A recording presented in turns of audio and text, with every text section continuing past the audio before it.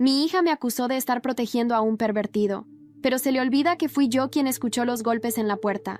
Mi hija anda diciendo por ahí que mi esposo entró al baño a propósito cuando ella estaba ahí, pero la verdad es que tenía la música a todo volumen, y él entró porque pensó que no había nadie. Ahora está contando una historia totalmente diferente, y ya le dije que no va a ser un accidente cuando le saque sus cosas a la calle si no deja de armar este circo. Estoy usando una cuenta falsa por la situación, pero necesito saber si de verdad estoy equivocada, porque toda mi familia me está llamando y mandando mensajes diciéndome que soy una desgraciada por no ponerme del lado de mi hija.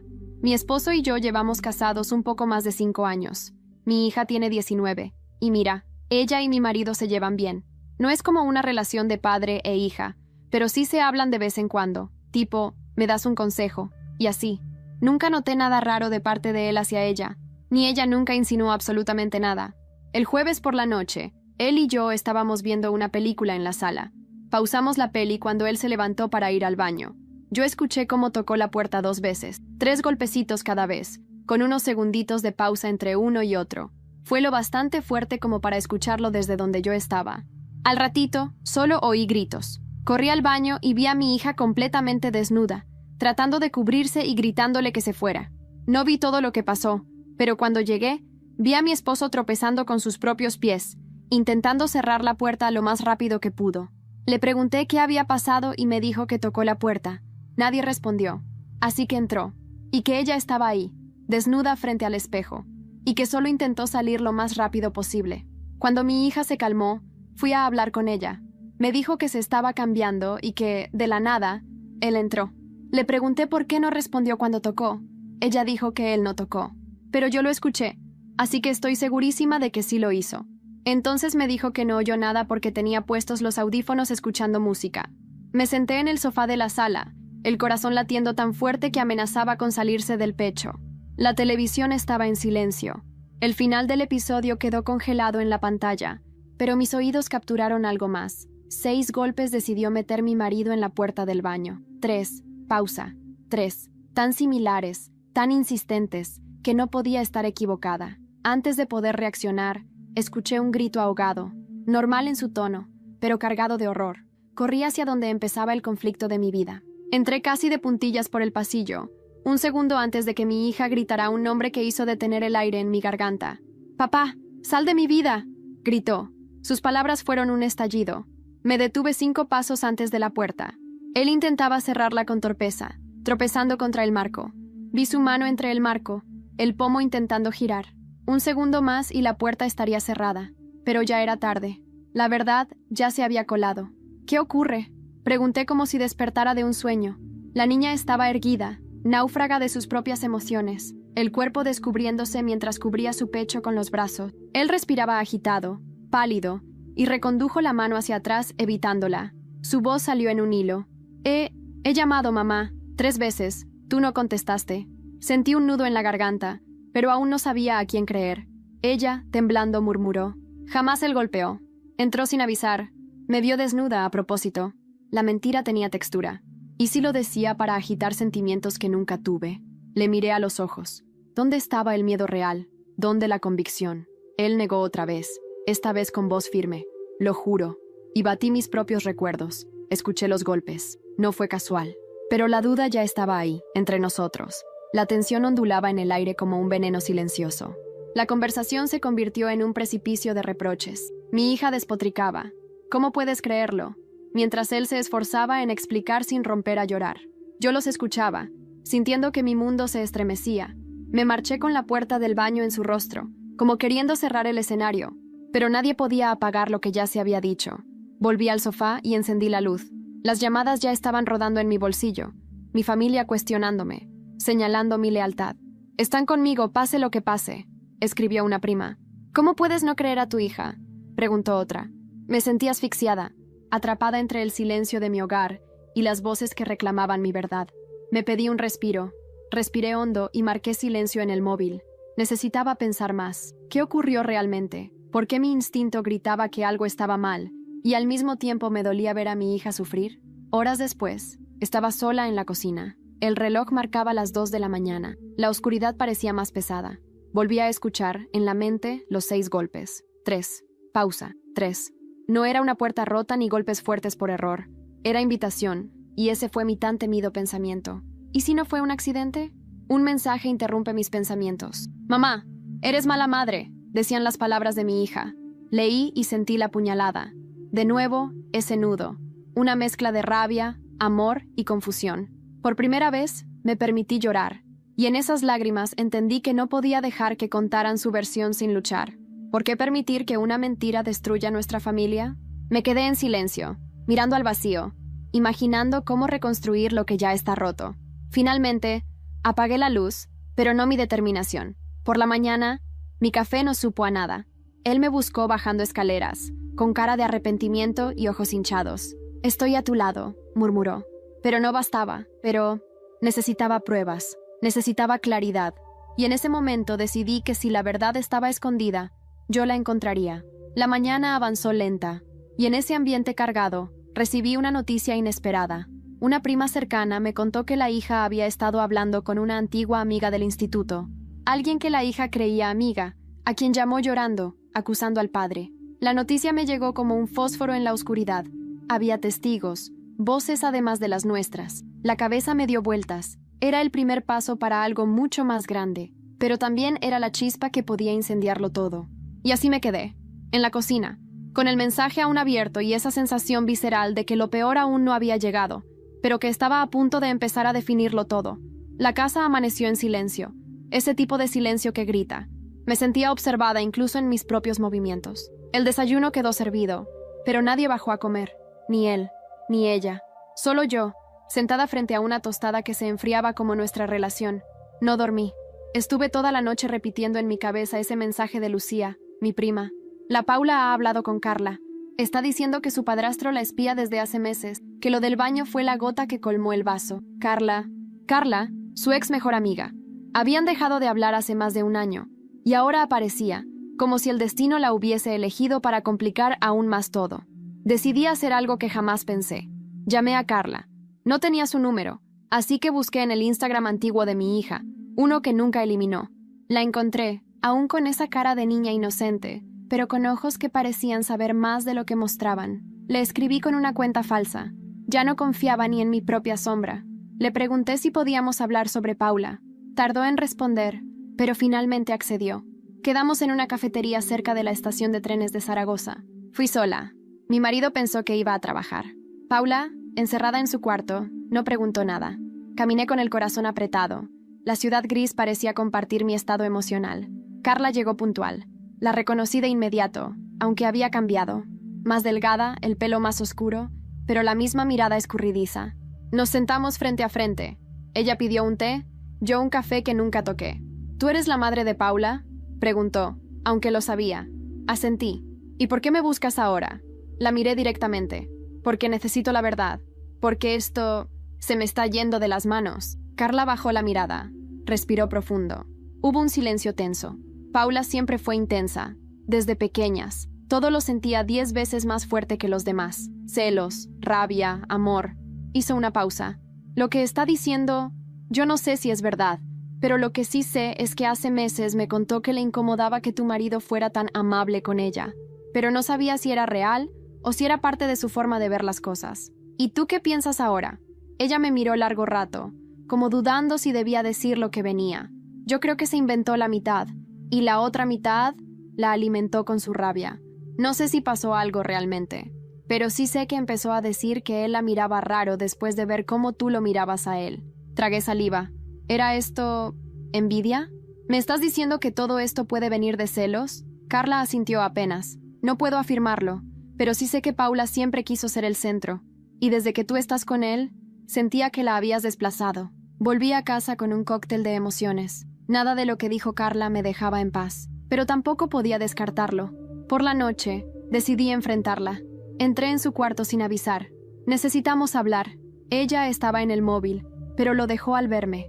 Me miró con frialdad. Ya elegiste a tu esposo, ¿no? Paula, deja de hacer esto una guerra. Quiero entenderte. Hablé con Carla. Su expresión cambió. Trató de mantenerse firme. ¿Y qué? ¿Vas a usar a una traidora contra mí? Quiero la verdad. Hubo un silencio espeso. ¿La verdad? La verdad es que nunca me miraste igual desde que te casaste. La verdad es que él se metió en el baño y me vio.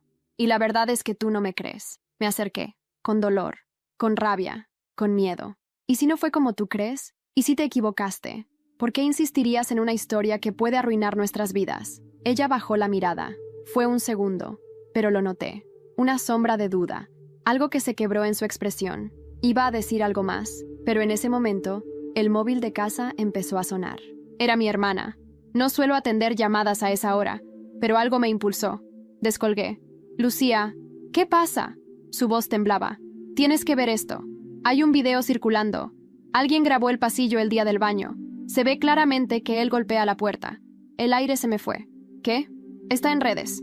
Se está haciendo viral. Solté el teléfono. Mi hija, aún sentada, me miró como si lo supiera, como si ya hubiera visto el video.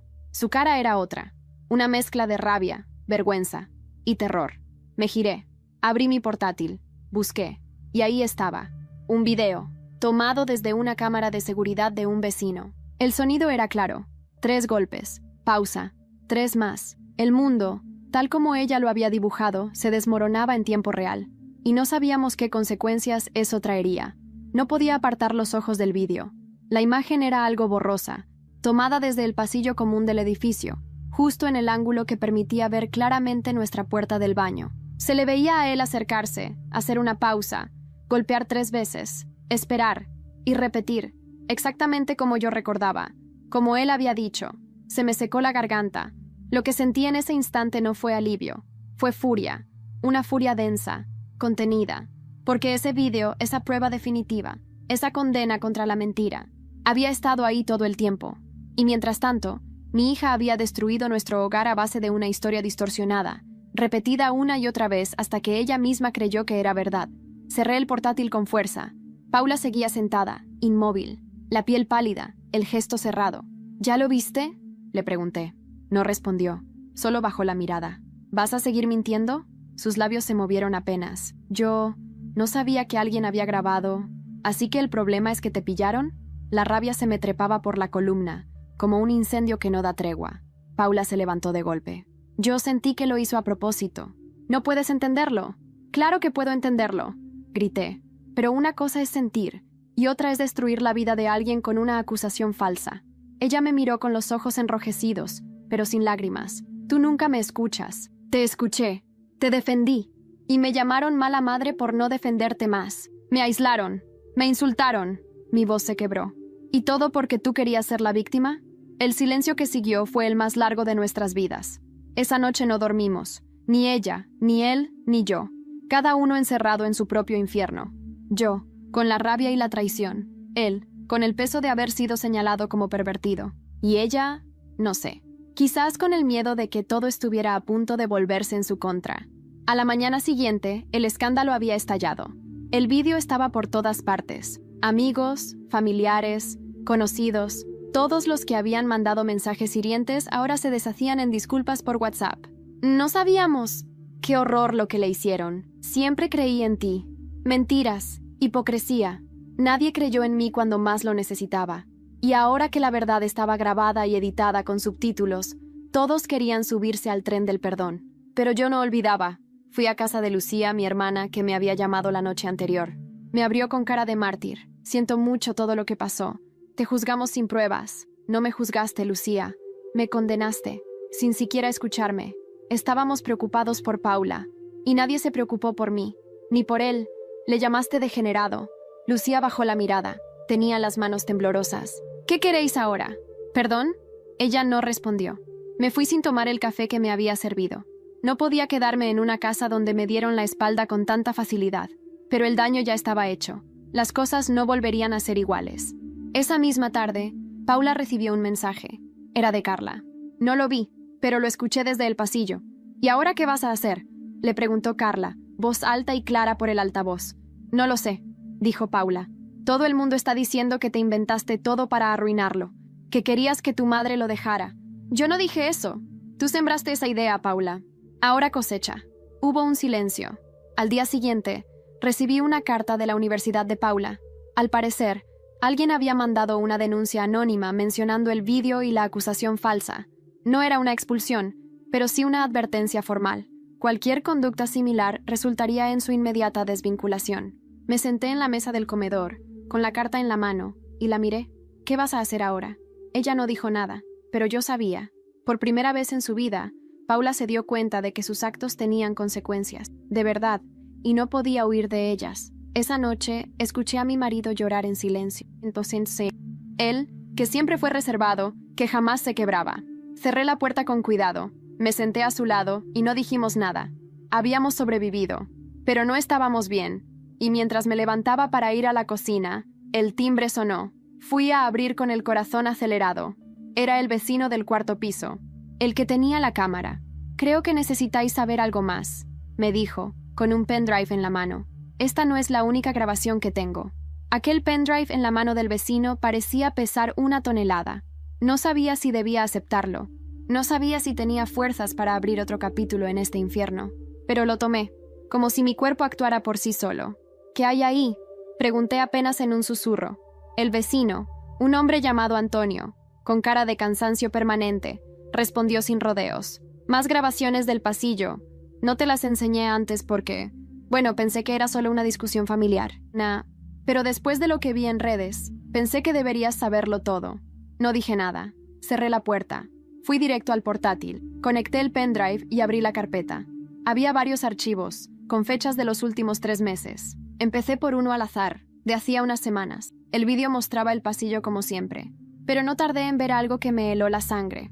Era Paula, saliendo del baño, y justo detrás, mi marido, no tocándola, no hablándole, pero mirándola. No era una mirada evidente, pero tampoco era inocente. No había necesidad de que se quedara allí tanto tiempo. No era una mirada de padre, era rápida, era casi imperceptible, pero estaba allí. Sentí que me temblaban las manos. Cambié de archivo. Otro día.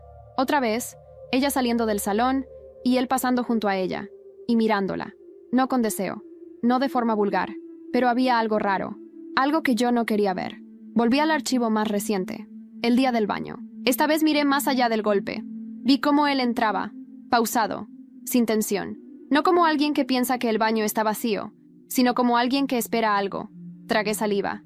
¿Y si me equivoqué? Me levanté, caminé por la casa en círculos. No sabía qué pensar. ¿Mi hija había mentido o había exagerado una verdad? ¿Y yo? ¿Lo defendí por amor o por ceguera? No dormí esa noche. Al amanecer me enfrenté a él. Estaba en la cocina, preparándose café, como si nada. Antonio me dio otras grabaciones. Él se giró. Su cara palideció al instante. ¿Qué viste? ¿Eso importa? No respondió. Solo bajó la mirada. Quiero saber la verdad. Jaime, toda. Él dejó la taza sobre la mesa. Se sentó. Respiró hondo. Nunca le hice nada. Nunca. Pero hizo una pausa larga. Sí, la miré. A veces. No lo busqué. Me sentía confundido. Ella empezó a usar ropa más provocadora y me sentí incómodo. No supe cómo manejarlo. Pensé que era mi culpa por tener la mente sucia, pero jamás la toqué. Sus palabras me golpearon como una bofetada. ¿Y por qué no dijiste nada antes? Porque tenía miedo de que pensaras que lo había hecho a propósito, que todo lo demás fuera mentira. No supe qué decir. Me senté. Miré el suelo. ¿Eso justificaba algo?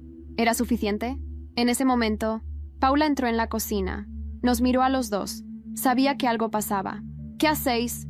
La miré con una mezcla de rabia y compasión. Tenemos que hablar. Los tres. Ella se tensó, pero se sentó. Le conté lo de los vídeos. Le dije que había cosas que no me cuadraban, que no sabía qué era verdad ni qué era exageración, que me sentía traicionada por los dos. ¿Tú sabías que él te miraba? Ella dudó. Luego asintió lentamente. Sí, pero nunca me tocó. Solo me incomodaba y me dolía que tú no lo vieras. Jaime apretó los puños. Yo no sabía si llorar, gritar o salir corriendo. ¿Y por qué dijiste que fue intencional? Porque me sentí vulnerable y me dio miedo que nadie me creyera si decía solo eso. Pensé, si lo hago más grave, nadie dudará. La confesión fue un terremoto. Los tres quedamos en silencio. Esa misma tarde, decidí que necesitaba aire. Salí a caminar por Zaragoza sin rumbo. Pasé por sitios donde solíamos ir cuando Paula era pequeña, donde solíamos reír. Todo eso parecía tan lejano ahora. Y justo cuando pensaba que nada podía sorprenderme más, recibí un mensaje de un número desconocido. Hola, soy Inés. Trabajé con Jaime hace años. Vi el vídeo y creo que deberías saber lo que le pasó en su antiguo trabajo. No fue la primera vez que lo acusaron. Leí ese mensaje 3 veces antes de decidir si debía responder. La palabra acusaron tenía un peso nuevo, una sombra que no había notado antes. Siempre supe que Jaime había trabajado en Madrid, en una oficina de logística, antes de mudarse conmigo a Zaragoza. Pero nunca profundizamos mucho en ese capítulo de su vida. Decía que había sido una etapa complicada. Ahora entendía por qué. Le contesté con las manos temblorosas. ¿Podemos hablar? La respuesta llegó al instante. Cuando tú quieras. Podemos vernos o te llamo. Opté por lo segundo.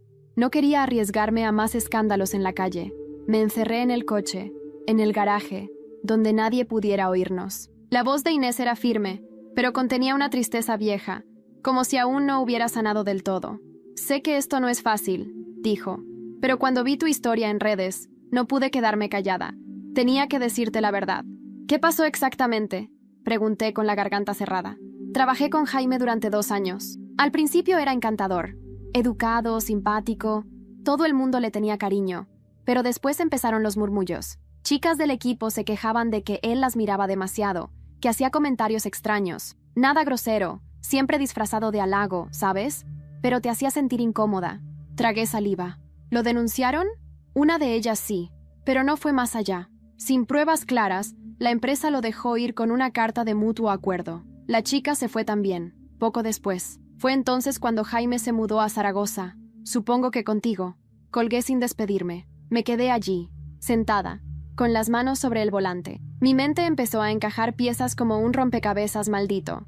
Los silencios, las evasiones, el hecho de que nunca me hablara de sus antiguos compañeros. Todo cobraba un nuevo significado. Subí al piso sin hacer ruido. Jaime estaba en la sala, leyendo. Me miró al entrar, pero no dijo nada. Yo tampoco. Fui directa al cuarto de Paula. Toqué la puerta. «Necesito hablar contigo». «¿Ahora qué?», respondió, con fastidio. Entré sin esperar permiso. ¿Alguna vez él te dijo algo raro? ¿Te hizo sentir incómoda? Ella dudó. Luego asintió. Una vez me dijo que me había convertido en una mujer muy guapa, que debía tener cuidado con los chicos. ¿Y eso cuándo fue? Antes del incidente del baño. Unas semanas antes. Lo ignoré. Pensé que era solo una tontería. Ese pequeño detalle encendió todas las alarmas. Volví a la sala. Jaime seguía ahí, como si nada. «Tenemos que hablar. Ahora. ¿Qué pasa?» Me senté frente a él. Ya no temblaba. «Hablé con una mujer de tu antiguo trabajo. Me dijo que hubo denuncias, que te fuiste para evitar problemas». Se quedó en silencio. Luego apoyó la cabeza en las manos. «No fueron denuncias, solo malentendidos». ¿Malentendidos? Yo no sé mirar bien. No sé controlar lo que pienso, pero nunca he tocado a nadie. Te lo juro. Esa frase, «no sé controlar lo que pienso», me erizó la piel. «¿Por eso te fuiste de Madrid?» Él asintió. Pensé que si empezaba de nuevo contigo, podría ser diferente. ¿Y lo fue? Sus ojos se llenaron de lágrimas. Lo intenté, de verdad. Nunca quise hacer daño a nadie. Lo dejé hablando solo. Me encerré en el baño, el mismo donde todo comenzó. Me miré en el espejo. No reconocía a la mujer que tenía delante. ¿Cómo había terminado aquí? ¿Cómo había dejado que alguien como él entrara en la vida de mi hija? Tenía que protegerla, aunque me doliera, aunque eso significara destruir lo que quedaba de mi matrimonio. A la mañana siguiente, Paula me encontró en la cocina, con una maleta al lado. ¿Te vas? No. Él se va. Le pedí que se fuera anoche. Hoy recoge sus cosas. Ella se quedó en silencio. Me miró como si quisiera decir algo, pero no pudo. A las 11, Jaime bajó con la maleta. No dijo adiós. No hubo lágrimas, solo una última mirada que no supe descifrar. Cuando la puerta se cerró, Paula se acercó. Me abrazó. Por primera vez en semanas. «Lo siento, mamá. Por todo. Lloramos. Mucho. No dijimos nada más. No hacía falta. Pero esa noche, mientras revisaba los mensajes antiguos en el móvil, encontré algo que me hizo quedarme helada. Un mensaje borrado, de hace meses, enviado desde el móvil de Jaime al de Paula. Solo alcancé a leer una vista previa en la notificación antigua. «Eres preciosa. A veces olvido que eres como una hija». Nunca imaginé que un mensaje borrado pudiera tener tanto poder. Me quedé mirando esa notificación antigua durante minutos, como si de pronto todo lo que había vivido hasta ahora adquiriera un nuevo peso. «Eres preciosa. A veces olvido que eres como una hija». No sabía si Paula lo había leído en su momento, si lo había ignorado, si lo había ocultado, pero ahí estaba, como una huella digital, como una confesión silenciosa de algo que no se había dicho en voz alta, pero se había sentido. Tuve náuseas. Lo primero que hice fue imprimir la captura de esa vista previa. No era prueba suficiente para un tribunal, pero para mí lo era todo. Durante días, la casa pareció un templo arrasado. Jaime se había ido. No sabía a dónde ni me importaba. Paula se encerraba en su habitación la mayor parte del tiempo. Yo apenas comía, dormía mal, me levantaba de madrugada y recorría la casa con los pies descalzos, buscando sentido a cada rincón, a cada recuerdo. Miraba las paredes y me preguntaba cómo no había visto nada antes, hasta que, una noche, frente al espejo del baño, lo supe. Esto no podía acabar así. Tenía que limpiar mi nombre, mi dignidad. Tenía que obligar a todos esos que me juzgaron, que me enviaron mensajes de odio, a mirar a los ojos las consecuencias de su estupidez. No por venganza, por justicia. Y también tenía que hacerle entender a mi hija que hay errores que no se corrigen con un «lo siento». Así que empecé a mover hilos. Primero, contacté con el abogado de una amiga que trabajaba en medios. Le pedí ayuda para entender si podía iniciar acciones legales por difamación. No quería arruinarle la vida a mi hija, pero sí protegerme. El abogado fue claro. Si decides denunciar, tienes suficientes elementos para abrir una investigación. Pero no lo hice. Aún no, porque quería algo más poderoso que una demanda. Quería que cada uno de los que me atacó sintiera el peso del error. Empecé con mis primas, las que me insultaron en mensajes de voz. Guardé todos los audios, uno por uno, y los envié a la familia, con contexto. Los monté en un vídeo, con subtítulos, imágenes del vídeo del pasillo, y al final añadí una frase. Así hablan las personas cuando creen tener la verdad. ¿Y ahora qué dicen? El vídeo se hizo viral en grupos familiares. En menos de 48 horas, tuve llamadas de todos lados. Una prima llorando, otra disculpándose. Lucía, mi hermana, vino en persona, con los ojos llenos de vergüenza. No sabía nada, lo juro.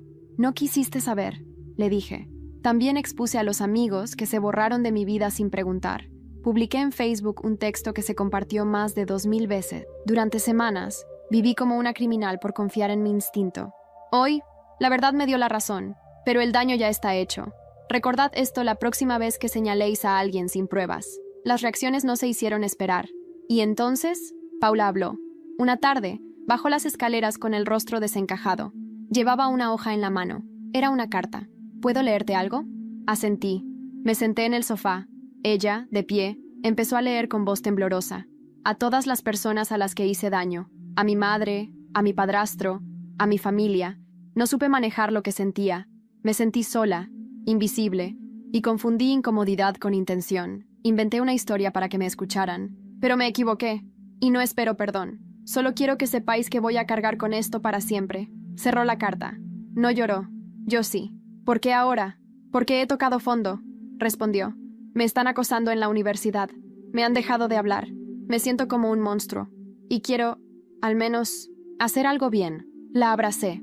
No por perdonarla, sino porque después de todo, seguía siendo mi hija.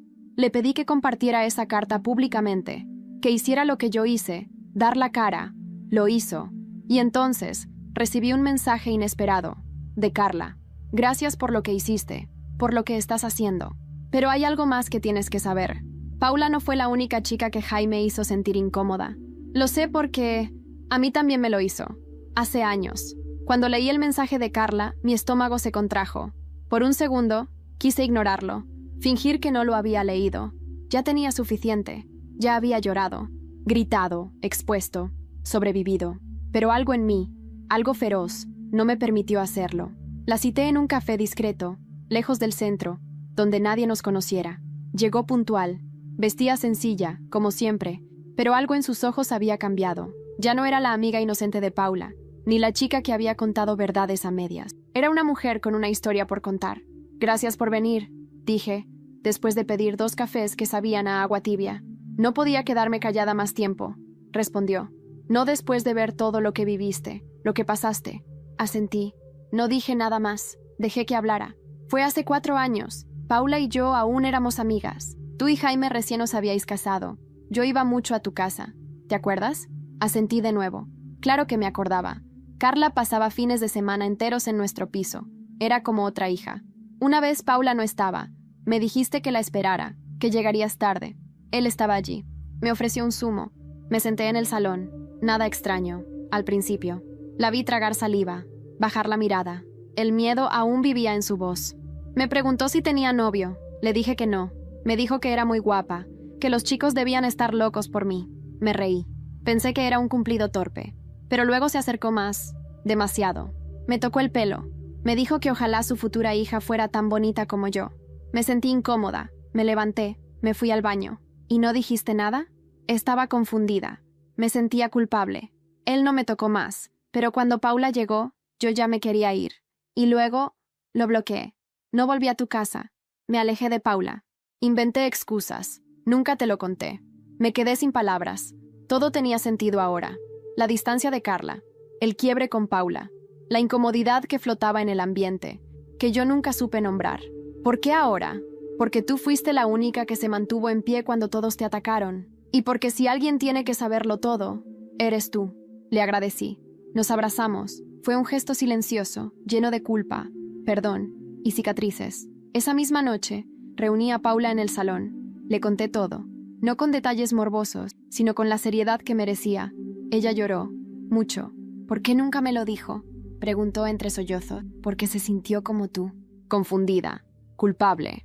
Invisible. Nos abrazamos otra vez, pero esta vez desde un lugar distinto.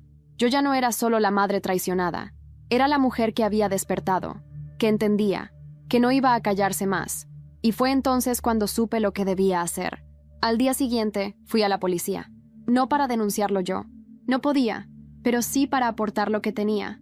Las capturas, los mensajes, el vídeo del pasillo, la carta de Carla, todo. Les conté lo que sabíamos, lo que habíamos vivido. Querían hablar con Paula. Ella accedió. Volví a casa con una paz extraña, como si cada paso fuera parte de una limpieza espiritual. Una purga. Y entonces, alguien tocó a la puerta.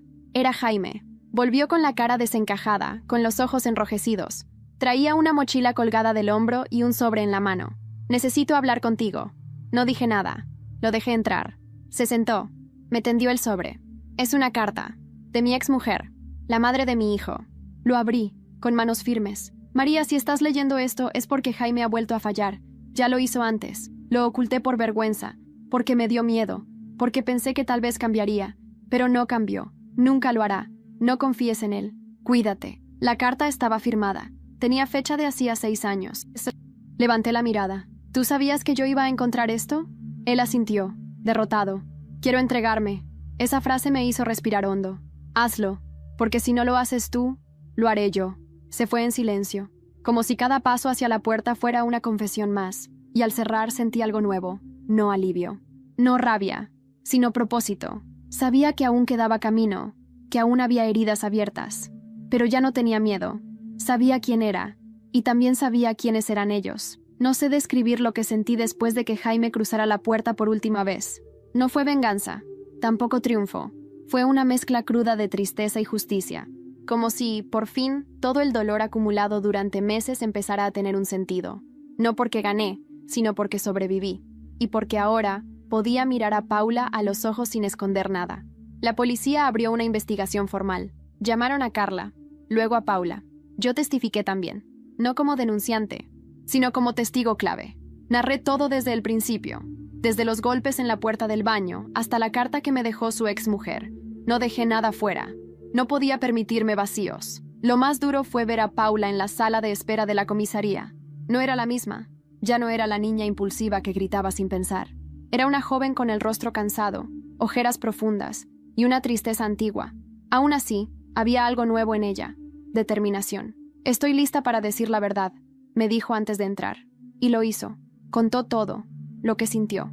Lo que supuso. Lo que inventó. Lo que cayó. Fue honesta. Brutalmente honesta. Salió de esa oficina con los hombros más rectos, como si hubiera dejado allí dentro una parte de la carga que arrastraba. La noticia de la denuncia se filtró en pocos días. No sé quién lo hizo. Quizás un policía, quizás alguien de la familia. No me importó. Todo el mundo volvió a hablar. Pero esta vez, no desde el odio, sino desde el asombro, la culpa, el silencio incómodo. Y entonces, llegó el momento que tanto había esperado, la reunión familiar. Mi madre insistió en hacer una comida para hablar de todo. A regañadientes acepté. Sabía que era necesario. Sabía que no podía seguir avanzando con tanto veneno acumulado. Fuimos Paula y yo. Carla también fue invitada. Jaime, evidentemente no.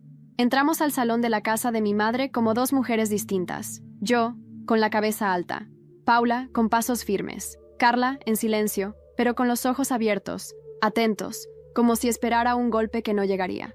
Allí estaban todos. Las primas que me insultaron, mi hermana Lucía, mis tías, mis sobrinas, todos los que me señalaron, criticaron, abandonaron. Gracias por venir, dijo mi madre, con voz suave. Hoy estamos aquí para poner las cosas en orden, pero yo no esperé más. No estamos aquí para poner cosas en orden. Estamos aquí porque durante semanas me atacasteis, porque os fuisteis con una versión sin preguntar, porque me juzgasteis sin pruebas, y porque mi hija, a quien adoro, cometió un error que casi destruye mi vida, y vosotros lo aplaudisteis. Nadie habló. Y hoy, continué, os voy a mirar uno a uno, y os voy a perdonar, pero no voy a olvidar, porque cuando más necesitaba apoyo, me dejasteis sola, y eso no se borra con una paella y sonrisas fingidas. Lucía rompió a llorar. Lo siento, de verdad, fui una cobarde. Fuiste cruel, le respondí, pero agradezco que lo reconozcas. Paula se levantó entonces, miró a todos. Yo soy responsable de lo que dije. Me equivoqué, inventé cosas, exageré otras, y causé mucho daño, a mi madre, a mi padrastro, y a todos los que confiaban en mí. No espero que me perdonéis, solo que me dejéis en paz para enmendar lo que hice. El silencio fue brutal, pero fue un silencio respetuoso. Después, Carla habló, por primera vez delante de todos. Yo también fui víctima de Jaime, y me callé, por miedo, por vergüenza, pero hoy estoy aquí para decir que ya no me avergüenzo, que no fue mi culpa, y que él tendrá que rendir cuentas. Alguien aplaudió, no sé quién, pero fue sincero. La comida se hizo, se habló poco, pero cuando me fui, sentí que había cerrado un círculo. Esa noche, Paula me abrazó en la puerta de su habitación. Gracias por no abandonarme, me dijo.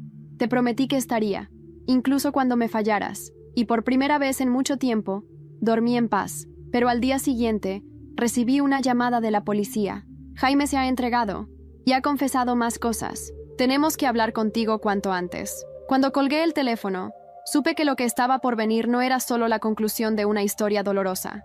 Era el principio de una verdad más oscura. Una que, quizás, siempre había estado oculta bajo las pequeñas señales que decidí ignorar. Fui a la comisaría esa misma tarde. Paula insistió en acompañarme, pero le pedí que se quedara. No era por desconfianza. Era porque, por primera vez, sentí que necesitaba enfrentar esto sola. El inspector me recibió en una sala pequeña, sin ventanas. Su rostro era serio, pero amable. Gracias por venir, María. Esto no será fácil, pero creemos que es mejor que lo sepas por nosotros. Estoy preparada, mentí.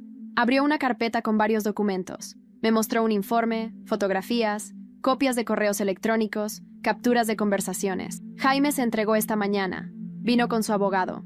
Al principio no quería hablar, pero después rompió. Dijo que no aguantaba más, que no podía seguir huyendo. Me crucé de brazos. Sentía frío, pero no temblaba. Confesó haber tenido comportamientos inadecuados con varias chicas, incluida tu hija. Asegura que nunca llegó a tocar a ninguna, pero reconoció que sus intenciones no siempre fueron limpias, que disfrutaba sentirse admirado por chicas más jóvenes, que le hacía sentir poderoso. Me mordí los labios. No iba a llorar. No otra vez. ¿Y qué más? El inspector hizo una pausa larga.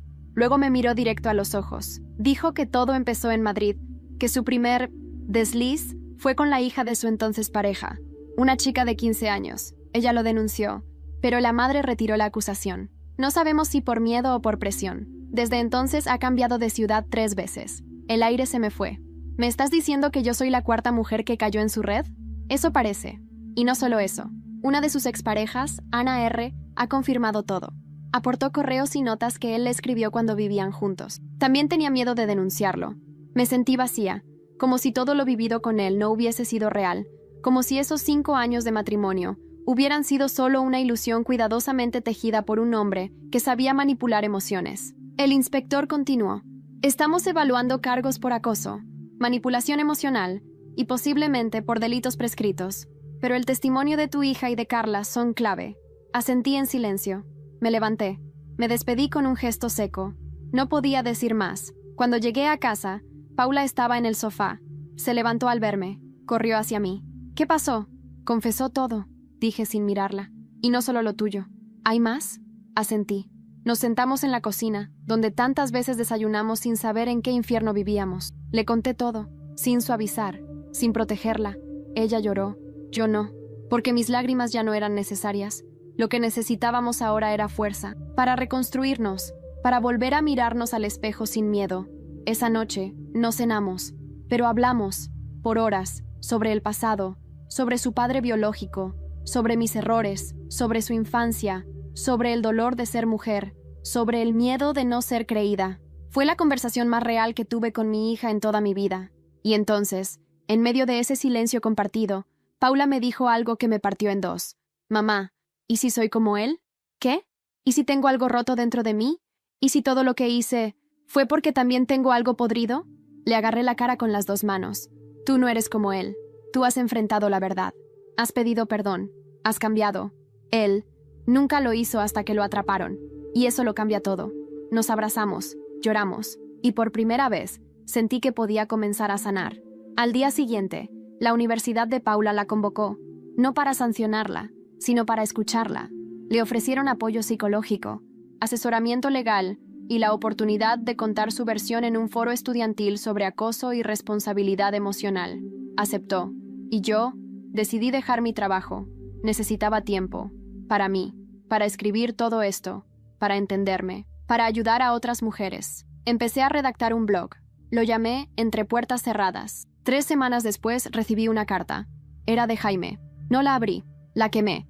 Y mientras las cenizas caían en el fregadero, supe que mi historia no era una tragedia. Era una victoria. 1 año ha pasado desde la última vez que escuché el nombre de Jaime en esta casa. Y no fue porque el mundo lo olvidó. Fue porque decidimos dejar de vivir a su sombra. En estos 12 meses, las cosas han cambiado tanto que, a veces, me cuesta creer que todo comenzó con un simple malentendido en un baño. O al menos eso parecía al principio. Hoy, me siento frente al ordenador, en el escritorio del pequeño estudio que arreglamos Paula y yo juntas. La ventana da al patio. El sol entra con suavidad.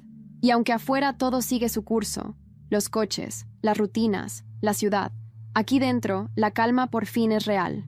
Paula retomó sus estudios. Contra todo pronóstico, no abandonó la universidad. En lugar de esconderse, dio una charla frente a más de 100 estudiantes sobre lo que significa errar, asumir las consecuencias y sanar. Se convirtió en una voz incómoda, sí, pero valiente. Ahora forma parte de un programa de acompañamiento para chicas que denuncian abusos o viven situaciones de confusión emocional. A veces llega tarde, agotada, pero siempre con una sonrisa, la misma que pensé que había perdido para siempre. Me dijo una vez, «Mamá, no quiero que me recuerden por lo que hice.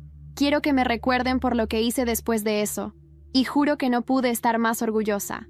Carla también encontró su voz. Tras declarar contra Jaime, decidió iniciar terapia. Se reconcilió con su madre, con Paula y con ella misma. Empezó a escribir. Sus textos crudos, reales, se publican ahora en una revista digital. Uno de ellos se titulaba El día que me tocaron sin tocarme. Lo leí 1000 veces. Lloré en cada una. Ella y Paula no volvieron a ser mejores amigas, pero se respetan, se acompañan, se entienden. Jaime, según su abogado, aceptó un acuerdo judicial. No pisará la cárcel por falta de pruebas contundentes en casos antiguos, pero tiene prohibido trabajar con menores, dar clases o acercarse a ninguna de nosotras. Vive en una ciudad del norte, solo. No tengo más detalles. No los quiero. De vez en cuando me llegan mensajes de personas que también fueron víctimas suyas. Me agradecen por hablar, por no callar, por no protegerlo. Y entonces entiendo que mi historia no fue solo mía, fue la de muchas.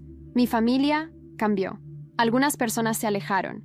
Otras, como Lucía, reaparecieron con humildad. Seguimos en contacto, aunque ahora mis límites son claros. No dejo pasar ni una falta de respeto, porque entendí que el perdón no es olvido, es libertad. Y yo, María, ya no soy la mujer que necesitaba demostrar que no estaba loca. Ahora sé que la intuición no se discute, se escucha. Empecé un blog que se volvió viral. Mujeres de toda España me escriben. Algunas han contado sus historias, otras solo agradecen. El blog se llama como esta historia, Entre Puertas Cerradas, y pronto se convertirá en un libro. He aprendido que la verdad es como el agua. Siempre encuentra una grieta para salir, que el amor sin respeto es solo una fantasía, y que el instinto de una madre, cuando realmente se conecta consigo misma, es la brújula más precisa que existe. A veces me preguntan si volvería a hacer todo igual.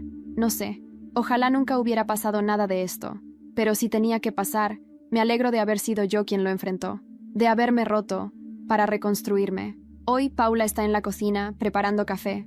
Me mira, me sonríe, y sin decir nada me recuerda que estamos bien, que sobrevivimos, y que ahora por fin vivimos.